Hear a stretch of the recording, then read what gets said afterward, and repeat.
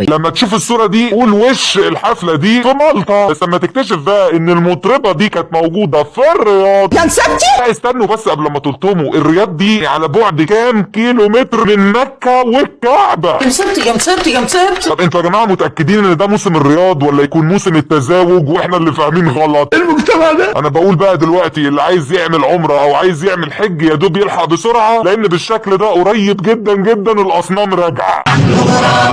طبعا الحركة دي اللي هم بيشوطوا برجليهم اللي هي معناها بيقولوا لنا يلا ادينا شطنا كل اللي انتوا اتربيتوا عليه. حسبي الله ونعم الوكيل. هنا بقى تركي مع جينيفر يقول لها ويلكم تو مملكة يا ملكة الفرتكة، والله نبغى نعزمك على مطازيز. قالت له نو، جيب المطازيز دي عليا انا، وراحت طالعه على المسرح.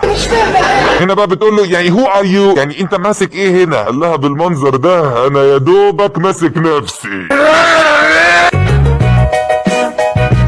هنا بقى كانت نانسي عجرم بتعرف نفسها لجينيفر، بتقول لها انا نانسي عجرم جبت نص ركابهم في ونص، انت بقى ان شاء الله هتجيبي النص التاني في واحده. هنا بقى جينيفر بتسأل نانسي بتقول لها يا اختي هم الفنانات بيجوا هنا يقدموا ايه للزباين؟ فنانسي بتقول لها بيقدموا يا صدر يا ورك يا زلموكه، هي تختاري ايه منهم؟ جينيفر قالت لها لا انا احب اكون مختلفه، انا هقدم لهم كسكسي.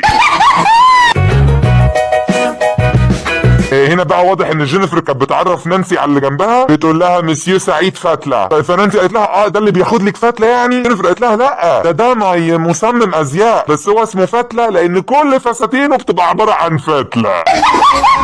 لما تشوف الصوره دي قول وش الحفله دي.